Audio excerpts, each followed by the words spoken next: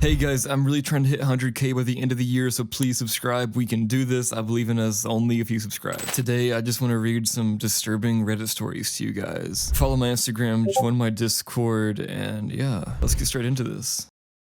I took a drive late one night. What happened will haunt me for the rest of my life. Oh, before I forget, man, I was wondering if you could help me with something? The cashier, an acne-riddled kid who looked to be in his late teens or early 20s, looked up from shoving the bag of potato chips, 2 sodas, and a pack of Lucky Strikes into a plastic bag. For a moment, he just stood there, seemingly frozen in mid-action. Then he finally answered, "Yeah, what's up, man?" I let out a barely perceptible sigh. I'd been half afraid that I would be told to take a long walk off a short pier, to put it politely. Feeling relieved, I reached into my back pocket for what was there. You see, I seem to have, well, sort of gotten lost out there. I decided to take a late night drive and ended up getting turned around on all these 2-lane back roads. I unfolded the map and set it on the counter so he and I could both see it before continuing. So I was hoping you could point out on here roughly where we are, and more importantly, the way to get back to the main road. There was another long stretch of silence, and then the kid began to laugh, softly at first, and then louder. "Dude, a paper map?" he managed out between wheezes. "Are you for real? What year do you think this is? 1993? For my part, I simply let out a resigned sigh. I'd had a bad feeling I would be getting the sort of reaction from someone his age, and it looked like I'd been proven correct. Can't say I didn't see it coming. He wiped tears from the corners of his eyes and looked at me. "Seriously, bro, you don't have a GPS in your car or something?" he asked. Immediately, I hooked a thumb over my shoulder, pointing out the glass entry door at the beige sedan sitting out the gas pumps. "Not in a Honda Accord from 1979, I replied simply. As he looked behind me out the door, I could see he wanted to make another quip, probably something about how I should buy a newer car or something. Thankfully, though, he kept it to himself. Instead, he leaned over the map and, still chuckling softly to himself, began looking at it. A few moments later, he snapped his fingers. "Ha, I still got it," he said proudly, then pushed his finger down near the middle of the map and looked up at me. "We're about right here, roughly 6 or 7 miles outside Placer." I leaned over the counter to see as he drew his finger away. "Here?" he nodded, and I pulled a pin out of my pocket, circling the area as a reminder once I left, then examined the map further. "Okay, so it seems like it'd take more than a few roads to get back to Interstate 5, right?" The kid nodded again, clearly already bored with the unusual interaction by the slightly annoyed look which had begun to cross his face. "Sure," he said simply, then placed my bagged items on top of the map. "That'll be $14.50 for this, and $28.50 for the gas." I reached into my pocket and pulled out my wallet, withdrawing 3 20s and handing them to him. The register let out his trademark ding as it shot open, and he placed the bills in it before pulling out and handing me my change. Placing it and my wallet back into my pocket, I picked up the bag and folded the map back up. "Thanks for the help," I said as I turned to head out the door. "Yeah, no problem," I heard him mutter at me as I crossed to the front door and pushed it open. A small bell hung from the inside handle jangled as I stepped outside and let the door swing shut behind me. The sounds of the refrigerators humming and the fluorescent lights softly buzzing was replaced by those of a summertime forest at night. Crickets and cicadas buzzed loudly in the grass around the store, almost overwhelming the buzzing sound of the lights over the pumps. The sound of an owl hooting loudly echoed through the trees, followed by the loud call of what had to be an elk. I inhaled the clean air before heading down the steps for my car. Pulling open the driver's door, I took one last look around before dropping into the driver's seat. "So, did you find out where we are?" asked a voice from my passenger seat. For a split second, a wave of confusion and panic swept over me, and I spun in my seat. It was immediately replaced by a wave of embarrassment, amplified as my friend began to let out a deep laugh. "Dude, were you in there that long that you forgot I was out here waiting for you?" Not wanting to admit I had done just that, I shook my head. "Nah, bro, not that. Just dealing with the kid in there was a major headache." He nodded sympathetically. "Craig was one of my close friends. Ever since we'd met each other, we'd immediately clicked and had stuck with each other from that point on. And one thing we both loved to do was take late night drives to nowhere, simply driving around with no destination in mind, listening to the radio and occasionally sharing a joint one of us would buy. This is the first time we've ever gotten lost, though." I reached into the bag, pulling out the bottle of Mr. Pibb and handing it to him. "Here," I said simply, before pulling the Lucky Strikes out and chucking the rest into a backseat. Pulling the key from my pocket pocket, I slid it into the ignition and turned it, the car's buzzer sounding as the dash lights came on. A moment later, the inline four quietly rumbled to life with its traditional burble. Tearing open the packaging, I pulled a cigarette from the pack and stuck it into the corner of my mouth before reaching to push in the car cigarette lighter. As I did, I shot a glance back towards the store and froze. A small shiver shot down my spine as I realized the kid was standing at the door and staring out at us. What the actual hell? Craig caught my gaze and turned to look himself. Dude, what the hell is his problem? I shook my head as the lighter popped back out, signaling it was ready to use. I pushed the glowing red coil against the tip of the smoke for a moment until it was lit, then placed it back in its slot. I pulled it from my lips and exhaled a cloud of smoke before answering, feeling more than a bit unnerved. I don't know, but honestly, man, that's more than a bit creepy. I shot one last glance. The kid hadn't even blinked once. He was just staring with an off-putting intensity out the glass. Come on, let's get out of here, Craig said, echoing the thoughts swimming through my mind. I put the car into first gear and eased off the clutch, the car beginning to roll forward. Out of the corner of my eye, I saw him turn and shoot the bird at the kid as we slid out from under the lights into the dark. Prick,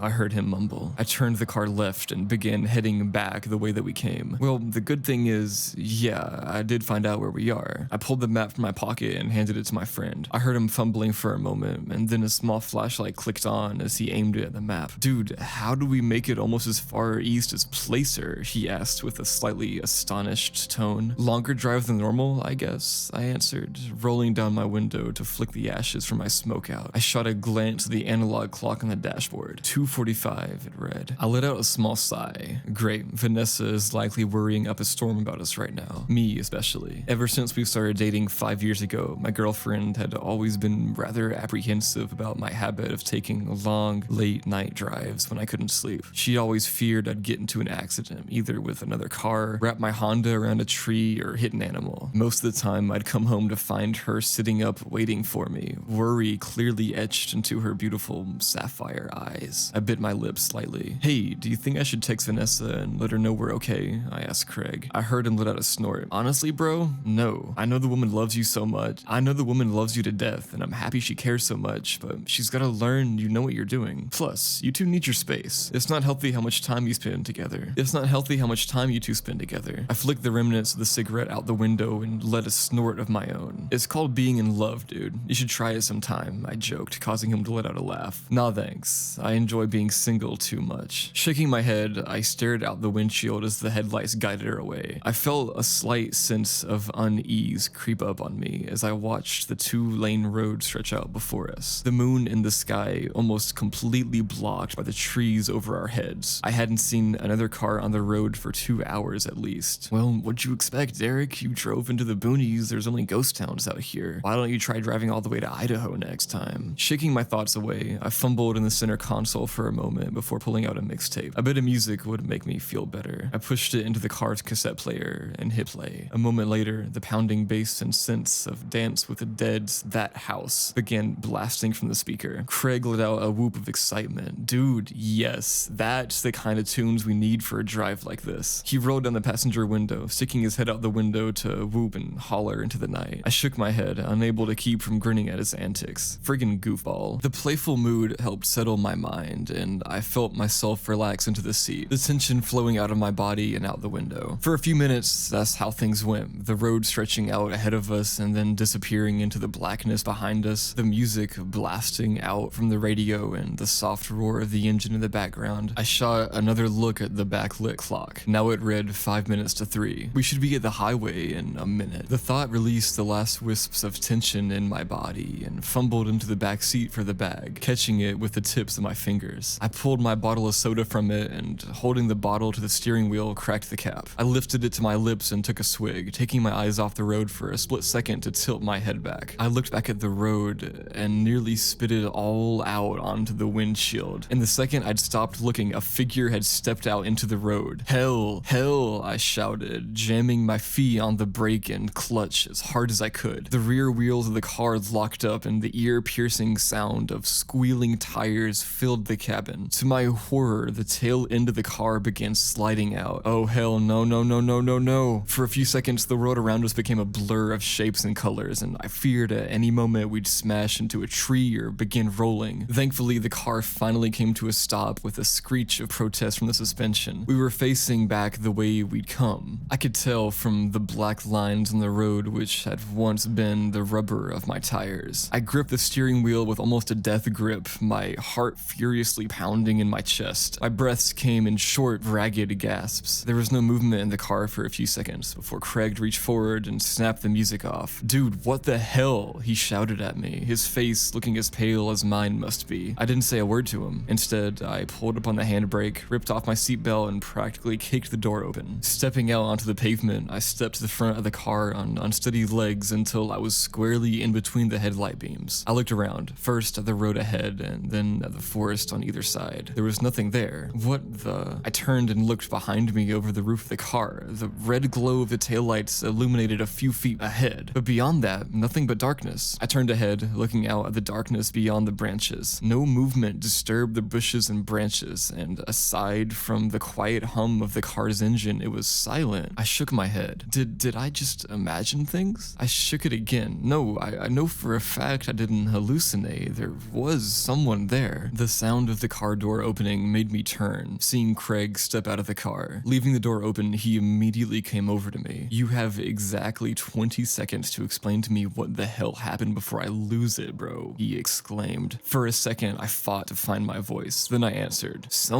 Dude, I'm not crazy. Someone stepped out of the woods and onto the road. It looked like a chick. I thought I was gonna freaking hit her." I realized I'd been holding in a breath and let it out, desperately trying to get myself to relax. Craig gave me a confused look. "You serious, man?" I nodded. He pulled the flashlight he'd used to look at the map from his pocket and flicked it on, aiming it first at the tree line on one side of the road and then the other. After doing this a few times, he turned back to me. "Well, whoever it was, they're not there anymore." His brow furrowed. "But why would a chick be out here in the middle of nowhere?" he muttered, more to himself than me. I still answered, "I don't know, man. It's freaking Josephine County. For as many good people live out here, there's also a bunch of weirdos." I heard my friend let out a snort of laughter in reply, but something had caught my attention. A feeling which had slammed into me with all the weight of a Peterbilt, the feeling of eyes boring into the back of my skull. I spun around, looking back towards the car and seeing nothing there, but the feeling remained, and I didn't like it one bit, especially when the feeling came again, this time from the direction I'd just been facing a moment ago. Realization dawned on me, and I felt a shiver shoot up my spine, along with the flicker of fear. "Oh, crap," I whispered. Craig turned to look at me. "What?" he asked, seeing the look on my face. He repeated, "What?" I looked up at him, speaking with a bit of a weak voice. "Let's get back in the car right now." He didn't argue, thankfully. He was already moving for the open passenger door, and I matched his pace as the feeling of being watched intensified, as if someone were rapidly approaching from the woods. Oh hell, I broke, first into a run, then a full sprint for the last 10 feet, tearing at the door handle and practically launching myself into the driver's seat. Slamming the door closed behind me, I jammed down the door lock, seeing Craig do the same. He turned to me, his face hidden in the dark, but his voice giving a perfect mental image of it. "What the hell was that, man?" The tone of it gave away the fact he'd felt, even for the briefest of moments, the same feeling of dread and fear I'd felt. "You remember those videos of people driving on empty roads in the middle of the night, only to have someone step into the road and get them to stop?" I asked. A sharp intake of breath came from the passenger seat before he answered, finishing my thought. "And then a bunch of people spring out of the woods trying to ambush them? Oh, hell no." My thoughts exactly. Time to freaking leave. I released the parking brake, pulling on my seatbelt and jamming the car into first gear. The tires chirped as I hit the gas, and a moment later we were accelerating away. As we did, the feeling of being watched rapidly fell away to nothing, and I allowed myself to let out a relieved sigh. We drove in silence for another few minutes before I finally spoke again. "I think we're in the clear, man." Craig let out a soft laugh. "Thank hell for that." I nodded, then reached for the soda which had fallen, wedging itself by the parking brake. Snatching it up, I uncapped it and took another swig, the still cool liquid feeling amazing going down my throat. Recapping and dropping it behind me into the backseat, I lit a laugh of my own. I don't mean to be a Debbie Downer, Craig, but I think after this, I might take a bit of a break from late night drives for a bit. This just got under my skin too much. For a few moments, longer than I thought, there was was nothing. And then he answered, "As much as that sucks, bro, I can understand. No problem at all." I thought I could detect a small tone of sadness in his voice, along with something else I couldn't place. But then I heard him sit up straight. "Hey, Jake?" he asked, a bit of a concerned tone now etched into it. "Yeah?" I heard him draw another breath. Shouldn't we be to the highway by now? Or at least see the lights of passing cars?" I hadn't been fully concentrating on anything except the next stretch of road in my headlights, but at his words,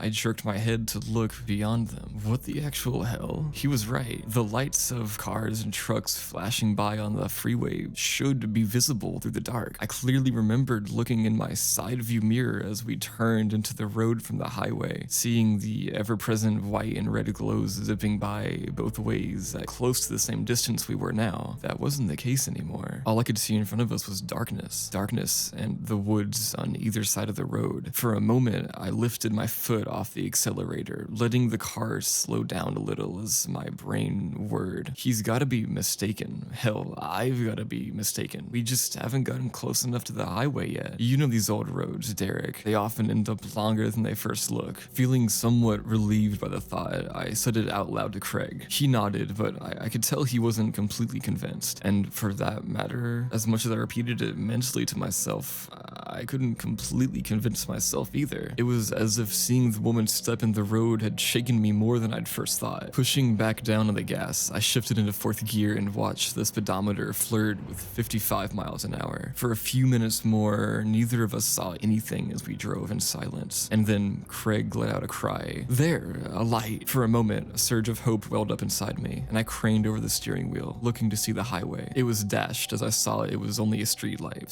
standing solitary guard on the side of the road like a sentry. Beneath it stood an old, worn sign, which seemed to have been shot at many times with both BB pellets and actual bullets. I slowed the car some as it came towards us so I could read it, and felt a wave of confusion fall over me. Golden, 2 miles. The hell? Craig breathed out as he read the sign. It passed by us, the streetlight momentarily bathing the interior of the car in light, showing the confused, worried look on his face. How the hell did we end up by Golden? Golden is a ghost town, one which attracts visitors every year to check out the standing buildings. It was a mining town which had a population of a few hundred people, but once the prospects dried up in the early to mid 20th century, it became a ghost town. Its biggest claim to fame nowadays was being featured on Ghost Adventures a few years back. Craig repeated his question, but I wasn't able to answer him. My thoughts were racing inside my head. There's no freaking way. Golden is miles to the north of Placer. There are no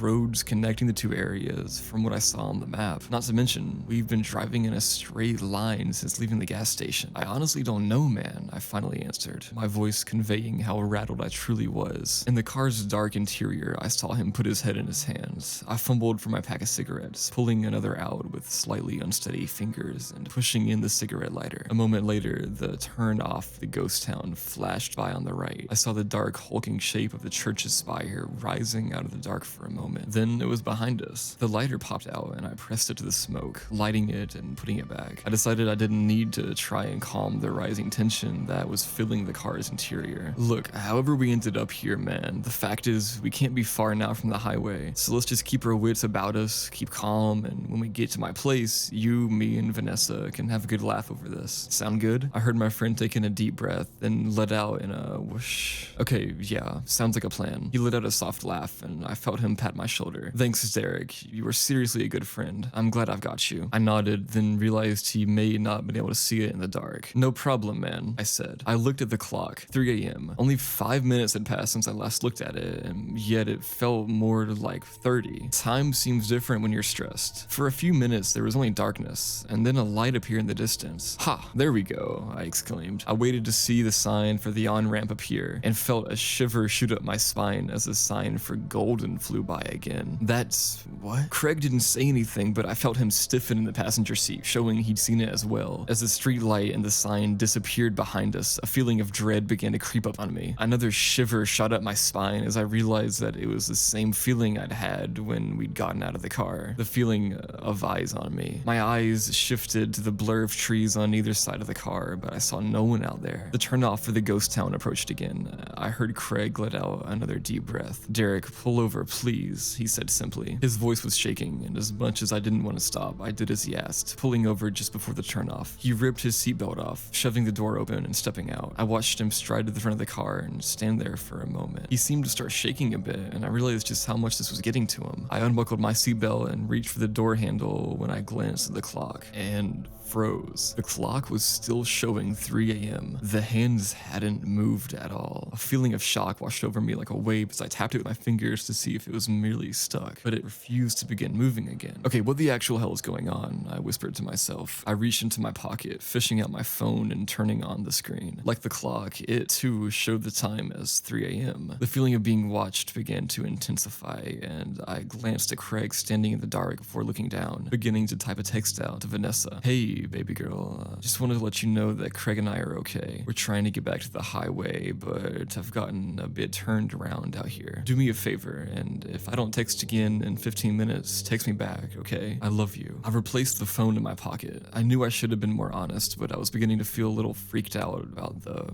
weird situation. I didn't want to worry her any more than necessary, as it would make me start to freak out worse. Pushing open the door, I got out and walked around, stopping near the front right headlight. Dude, you alright? I asked him after a moment. He didn't answer, but happily, he seemed to have stopped shaking. I repeated my question. When he didn't answer my second and the third calls, I began to feel a new sensation creep up on me. A potent mixture of dread and fear. Craig, dude, you're creeping me the hell out. Please say something. He finally turned to look at me, and in the semi-glow of the headlights, I saw his face had gone a bit pale. He raised a finger and pointed, saying only a single word. Look. My eyes followed where he had gestured, and I began to feel like someone had dumped a bucket of ice water over my head. The cigarette dangling from my lips fell from my mouth to the ground. Standing about 50 feet away, just inside the tree line, was a figure. It was drenched in gloom, but with a gasp, I realized it was the same woman who'd nearly caused me to wreck. Oh God, I swallowed, finding my voice. We should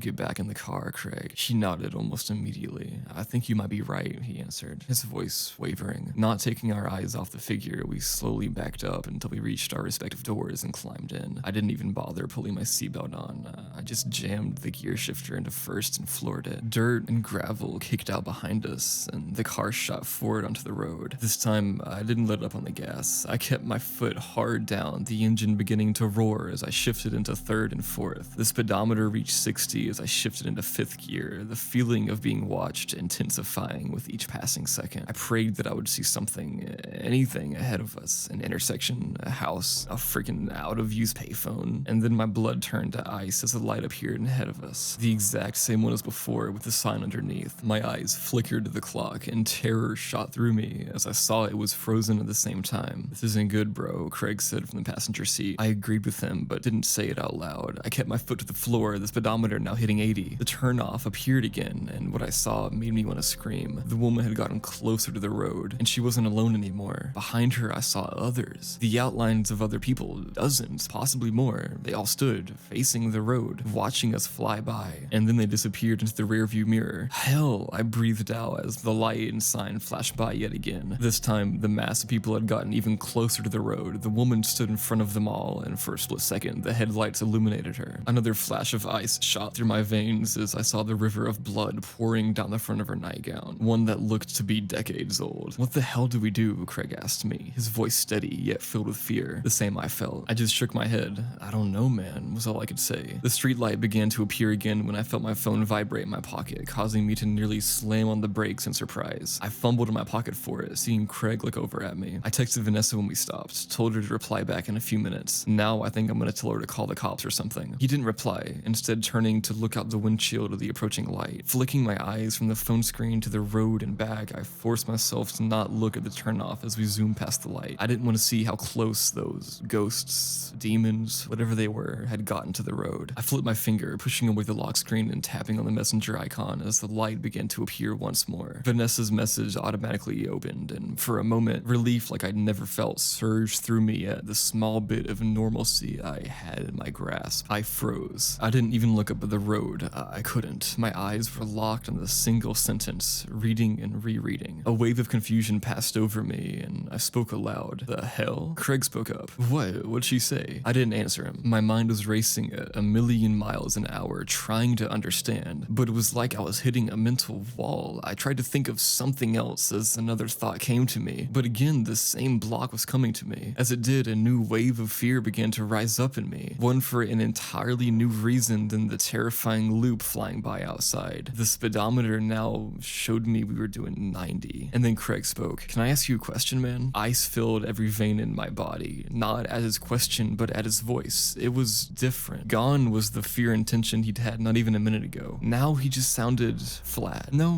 not flat. I couldn't tell why, but the way his tone was, it almost made me feel like he was smiling. Another shiver cascaded up my spine as I finally forced myself to answer. My mouth was dry as cotton. "What?" She answered as we began to fly under the streetlight. "Are you scared?" For whatever reason, the question made me look at him. Just as the light whizzed over us, for a split second, the car's interior became illuminated again. My eyes locked with his. The light flew by, the turnoff appeared again, and for a moment my eyes flicked up to see that the woman was right next to the road, bathed completely in the headlights. I finally caught a glimpse of her face, and then I was screaming, my fingers tearing at the door handle as the car swerved to the right. I saw a tree flying towards the windshield. I didn't think. I just forced the door open and leapt out. The ground rapidly flew up to meet me. Darkness. I woke up in a hospital room, a bandage covering my head and one arm in a sling. My chest felt like it was on fire as well. The first thing I saw was Vanessa, who, upon seeing me wake up, burst into tears and wrapped an arm around me. A few moments later, the doctor came in. He told me that I was a lucky man. Apparently, I'd gotten away with only a gash in my head, requiring staples, severely bruised ribs, and a broken arm. Shocking for having dove out of a car at what appeared to be tremendous speed, he said, raising an eyebrow. Then he told me the police wanted to see me. He showed them in, and 2 officers entered, asking me many questions. I told them exactly what happened. Well, except for 2 small details anyway. They appeared to take my account seriously and promised to look into it. "We've had some reports similar to yours, sir," one of them answered tentatively. Then they told me how I'd been found, how a father and son who owned a gas station nearby had been out driving and had come across to find first my destroyed Honda, which had wrapped itself around a tree, and then some, and then lying unconscious in the grassy ditch, me. They didn't say who they'd been, but I had a fair idea who they'd been, at least the son anyways. That night was 3 months ago. I've been at home resting and healing this entire time. It's given me plenty of time to think, plenty of time to process everything. I try not to think about that night, about any of it. I feel like I'll go insane if I do, especially after the police told me that they found nobody else at the scene of the wreck, only the passenger door hanging open. But I've had to, after receiving an email from an unknown address, one claiming to be the son, the kid I saw in the gas station that night. He told me things that his father told him he'd seen for years, that he didn't believe at all until that night, when he looked out the door at my car at the gas station. That's when he'd frantically called his father. As I type this out, I feel myself begin to violently shake, remembering the woman's face, indeed a ghost, as it flashed in the headlights. The look of horror plastered there as she frantically waved at me to get my attention. The same look the others must have had. Remembering turning to look at Craig as the light flickered over and seeing the smile on his face. A smile wider than any human being's could possibly be, filled with shark-like teeth as black eyes stared hungrily at me. The same shark-like smile the kid told me that he'd been flashed as I pulled away. But mostly, I remember the single line of text Vanessa sent me, what caused me to rack my brain, trying frantically to recall my friendship with the figure sitting opposite me, and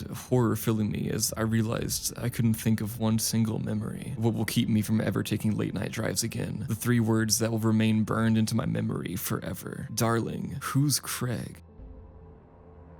2 years ago, my friend went missing from a hotel. I've been looking for her ever since. I'm sharing this because if I don't come back, well, the more people that know what happened, the better. Maybe then someone will finally believe us. Every year since our college graduation, my best friend Liz and I would go on a vacation together and visit a new city. As we were planning the trip for late summer 2021, she got an email saying she'd earned a free week-long stay at a hotel. She tends to travel a lot for business, so it's not too unusual for her to get a free night every now and then. One of the locations she could redeem it at was somewhere we hadn't been before, and it looked ritzy. It sounded perfect. As soon as we walked into the lobby, though, something felt off. I don't know how to explain it other than it had weird vibes. It looked like an old building that had been recently renovated, but the bright colors, lights, paintings, it felt like someone just slapped a thin, cheery veneer over decades worth of caked on misery. The air just felt heavy. Liz didn't seem to notice opposite, at first at least. The guy at the check-in desk stared at us for a while before muttering that he needed to talk to his manager. We were a bit worried that we were about to hear that the email she'd received had been a scam, but to our relief, he came back with a grin and said they'd upgraded our room. The city skyline and faint mountains in the distance that we could see from our window won me over. The first day was fine, but when I woke up the next morning, Liz was sitting motionless on her bed, her back to me. Liz? I repeated her name several times before finally walking over to tap her on the shoulder. Hey. She finally turned to me, spoke quietly as if someone else might be listening. Did you hear it last night? I shook my head. Oh. She looked embarrassed for a moment, like she was unsure if she should continue. I couldn't sleep, not with the scratching behind the wall, she whispered eventually. I don't like it. I'm a heavy sleeper. A bit too heavy, honestly. At home, where it's just me, I have to set multiple alarms to make sure I wake up in time for work, and I've literally slept through a fire alarm once. Luckily, it was a false alarm. Liz was the opposite. Every little noise would wake her, so she always tended to have a rough first night or two as she became accustomed to the new sounds of a place. I thought maybe after a couple of nights she'd get used to it or chalk it up to the building settling, especially in such an old place. I offered to ask for a different room, but she was worried they'd charge us. She said just try and ignore it. The day before we were supposed to check out, though, she shook me awake. Her eyes were wide and frantic as she stood over me. She'd moved her nightstand table aside and was pointing at a small door, 3 or so feet tall, that had been behind it. The door was old looking, dark wood with an antique knob, and stood in contrast to everything else in the bright and modern looking room. Did you open it? She looked at me like I was out of my mind for even asking and backed away as I approached it for good measure. I figured that once we looked, we'd both feel better. I was wrong. As I carefully pushed it open, the smell of rust and bleach hit me immediately. The narrow space was long. It went further back than my phone light could reach from where I stood. After a few feet, it faded into blackness. Since it was only as tall and wide as the small door, I realized I'd have to crawl on my hands and knees to see how far back it went. I hate being in the dark and can't stand small spaces, but when I looked over my shoulder at Liz and saw the bags under her eyes, the expression on her face, I figured I owed it to her to at least take a look, so I crawled in. Once I was a few feet inside, I saw that the smell and narrow space ended at another wall, one plastered in yellowing wallpaper. It looked so old. I guess it was probably a part of the original hotel. The dark, patterned carpet was dotted with stains, which seemed to be contributing to at least part of the strong smell. As I backed out, I thought I heard a faint whisper coming from behind the old wallpaper in front of me. As soon as I was all the way out, I had the urge to slam the door shut and run. It felt so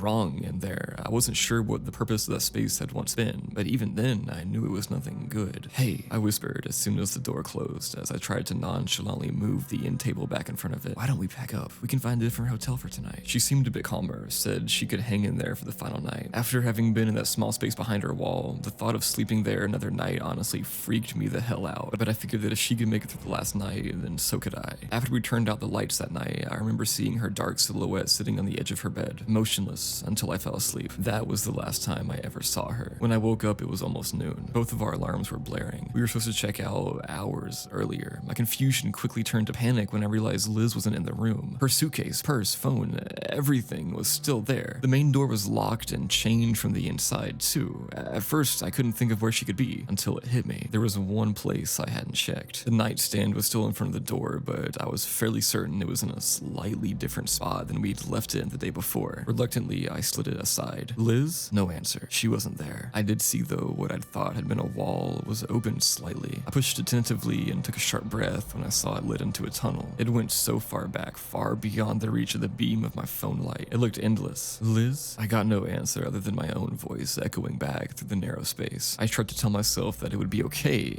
I had to go in, especially if Liz had gotten in there too. I took a deep breath, nudged the false wall open all the way, and I entered. As I crawled on my hands and knees with my phone ungracefully held between my teeth, I tried to not think about the tight space and the pitch blackness as far as I could see in front of me, or picture what Liz would have been doing down there. I tried not to focus on the streaks of nearly dried blood along the floor. I had to keep going. I knew that Liz would do the same for me. I realized that I wasn't even sure how long she had been gone for. I promised myself the walls were not shrinking around me, that it was my imagination, that this dark expanse couldn't go on forever. Eventually, the tight darkness would end. I kept repeating it to myself over and over as a mantra, just to keep myself going, to try and distract myself from the feeling of despair that seemed to fill the place. After what felt like an eternity, the tunnel ended, opening into a room without lights or windows. windows, but it was at least large enough that I could stand and stretch out my cramped muscles. All I could make out was the wall-to-wall dark, crumbling bricks and a weak-looking set of stairs that led above and below. It was so quiet there, so eerie, it was easy to forget that I was in a city packed with people, still inside a bustling hotel. When I shined my light upwards into the pitch blackness above my head, I could see the stairs leading to other platforms like the one I was standing on. It looked like the rooms above and below ours had similar tunnels. The smell of bleach had long been replaced by the scent of mildew and old things. It felt so wrong back there in a way that I couldn't put my finger on, that I couldn't help but shiver when wondering why it had been designed that way, what it had been used for. I assumed the stairs to the tunnels above me all led to other rooms, so I went down, protesting metal echoing up into this huge empty space above my head. I finally reached a heavy door, and after being in the dark for so long, the bright sunlight hurt my eyes when I opened it. I was looking into the back alley outside, around the corner from where the hotel seemed to end. The door was covered with the same bricks as the rest of the building. It was so discreet that when I closed it behind me, it blended in perfectly with the outside wall. I remember running back inside and bracing myself against the counter while I tried to convey what I'd found to anyone that would listen. I still have the image in my mind of how the dried blood on my palms stood out starkly on the white marble. It was all I could focus on as the manager tried to calm me down. He said Liz probably just wandered off. People go off on their own all the time to explore the city, he told me. She'd likely come back later. She never did. I was the one that called the police, and the officer that came out chatted casually with the hotel manager for a long time. They checked the room, I showed him the door, but he didn't seem concerned. He just repeated what the manager said. Maybe she decided to start over and didn't want to be found. I was hysterical, pointed out that her purse and her phone were still in the room. She hadn't even taken her shoes. It's not uncommon, he told me, leaning in a little too close. A warning less subtle than his words was written across his face. For people to visit like this and never leave. I drove around for hours, asking shop owners and people outside if they'd seen her. None of them had. Eventually, I had to go home, back to work. The official story is that she just left of her own volition. I don't believe it. Neither does her family or fiance. Every so often, he and I would drive up there just on the off chance that anyone had seen her, but we'd always get the same answer. He's the one that had the idea to book the same room again to see what we could find in the tunnels. He must have called dozens of times. He tried to make a reservation, ask if 347 or any of the ones directly above it are available, and they'd always tell him no. We hadn't lost all hope, but we'd certainly lost most of it until a few days ago. I recently received an email invite letting me know that I'd earned a free week, just like the one Liz received 2 years ago. I went to check in, and after looking me over, the guy manning the desk said he needed to get his manager. The manager, the same one as before, came out in person, and I was so worried he'd turn me away, but he simply smiled and informed me that my room had been upgraded. I'm sure you can guess my room number. I've been trying to stay awake each night, although after everything that happened, I wouldn't be able to fall asleep here even if I wanted to. Every night, I've just been sitting in the dark, listening to the sounds coming from behind that awful door. Sounds that I could almost swear are a bit louder, a bit closer each night. I'm supposed to check out tomorrow morning. I have a feeling that tonight I'll finally find out what happened to Liz. Wish me luck.